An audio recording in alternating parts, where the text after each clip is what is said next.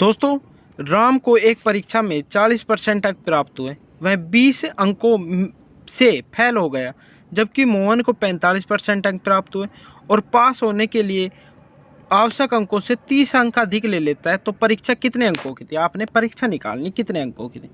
तो दोस्तों क्या है, एक व्यक्ति 40% अधिक लेता है। हमने मानना परीक्षा कितनी है भाई, x अंकों की थी। मान लो परीक्षा कितने की थी, x। अब x का आपने निकाल लो 40% और उसमें 20 जोड़ दो तो वो पास हो जाएगा। तो देखो कैसे करोगे, x गुणा 40% उसमें जोड़ दो 20, तो ये क्या हो गया, पास हो गए। इसी प्रकार x का कितना निकालो, 45%, उसमें से 30 अधिक लेता, 30 माइनस कर दो, दोनों क्या हो गए, पास हो गए। x की वैल्यू को एक साइड कर लो, नॉर्मल वैल्यू को एक साइड कर लो, तो दोनों क्या हो गए, आपस में पास हो गए ना भाई। अच्छा, नॉर्मल वैल्यू को एक साइड करो तो कितना हो जाएगा, 45x, और ये माइनस होगा इधर कितना, 40x बराबर 20 प्लस कितना हो गया, 30। 5x की वैल्यू आपके पास कितनी है भाई, 50। अच्छा, x की वैल्यू निकालोगे, प्रतिशत नीचे आएगा तो ऊपर कितना लगेगा, 100। तो 50 गुणा 100 नीचे कितना आएगा, 5। भाई प्रतिशत हटाया तो ऊपर 100 लगा, 5 से काटोगे तो कितना हो जाएगा, 5 से 5 50, 10 बार कटेगा, तो 10 की और 100 की गुणा करोगे तो कितना आ जाएगा, 1000। परीक्षा कितने की थी, 1000 की। नेक्स्ट क्वेश्चन पे चलते हैं।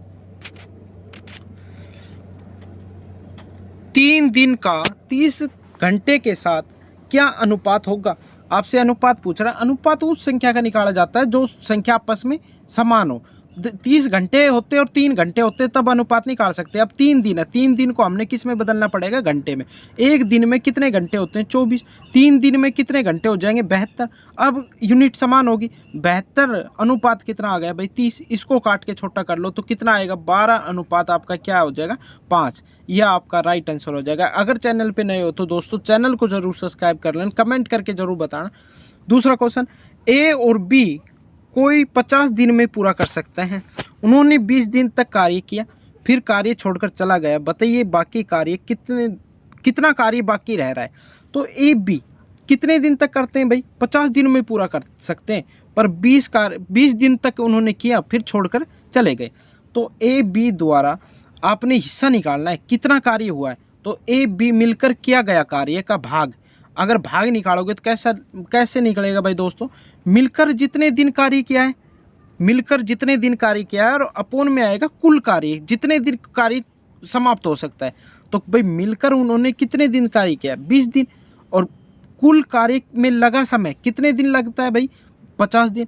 तो ए और बी का 20 दिनों का कितना भाग पूरा हुआ है, 20 अपोन कितना हो जाएगा भाई, 50। आ रहा है ना समझ में, 20 अपोन कितना हो जाएगा, 50। एक जीरो से एक जीरो कटी, 2 अपोन कितना आ गया, 5। ये भाग उन्होंने कर दिया कार्य पूरा, 2/5 हिस्सा तो उन्होंने कार्य का क्या कर दिया, समाप्त कर दिया। अब जो पूछ रहा है आपसे बाकी कितना रह गया, बाकी पूछ रहा है, तो शेष कार्य निकालने के लिए एक में से माइनस कर देंगे, A1 - 2 अपोन कितना हो जाएगा, 5। तो 5 लघुत्तम लोगे तो 5 में से 2 जाएगा तो कितना बचेगा, 3/5 शेष क्या रह गया, आपका कार्य शेष रह रहा है जो कि करना है। ठीक है, इस क्वेश्चन का यही आंसर है, 3/5 आपका क्या हो जाएगा, राइट आंसर। नेक्स्ट क्वेश्चन पे चलते हैं। नेक्स्ट क्वेश्चन क्या कह रहा है, एक बंटन का माध्य 24 है, माध्य 24 दे रखा है, मानक विचलन 6 है, तो विचरण गुणांक का मान क्या होगा।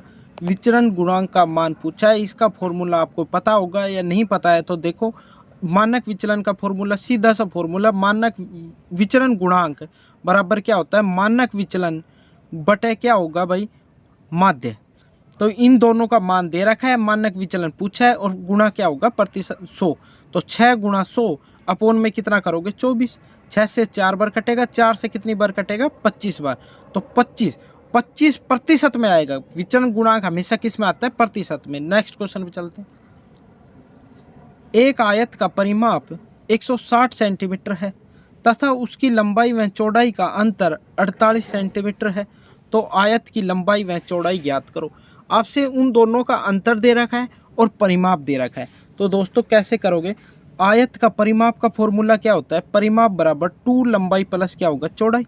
अच्छा, आयत का परिमाप कितना दे रखा है, 2 लंबाई प्लस चौड़ाई बराबर कितना हो गया भाई, 160। अच्छा, लंबाई प्लस चौड़ाई 2 इधर गुणा में इधर आएगा तो भाग में कितना, भाई 2 से काटोगे तो कितना बचेगा, 80। तो लंबाई और चौड़ाई का योग कितना आ गया भाई, 80।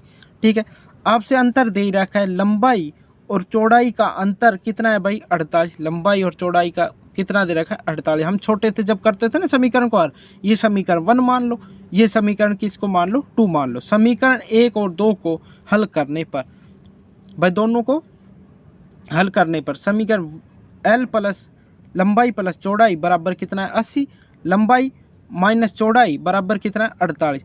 अब दोस्तों इनका क्या करना पड़ेगा, आपने चिन्ह चेंज करना पड़ेगा, जो प्लस है वो माइनस, माइनस है वो प्लस हो जाएगा। तो 2b बराबर कितना बच गया 32, 80 में से 48 जाएगा। b का मान निकालोगे 2 गुणा में इधर आएगा तो भाग में, तो कितना आ जाएगा b का मान आपका आ गया 16। तो जो b का मान आया ना वो समीकरण 1 में रख लो या 2 में रख लो, आना सेम आंसर आपका। समीकरण 1 में b का मान रखने पर, तो समीकरण 1 में b का मान रखोगे तो L प्लस 16 बराबर कितना हो गया 80। L इधर 16 प्लस का इधर जाएगा तो माइनस का, तो 16 माइनस होगा तो कितना बचेगा 64। आपकी लंबाई आ गई, चौड़ाई कितनी आ गई 16। नेक्स्ट क्वेश्चन, आयत का क्षेत्रफल आपका 12.46 वर्ग मीटर स्क्वायर है। यदि आयत की लंबाई 3.5 मीटर है तो आयत की चौड़ाई ज्ञात करो।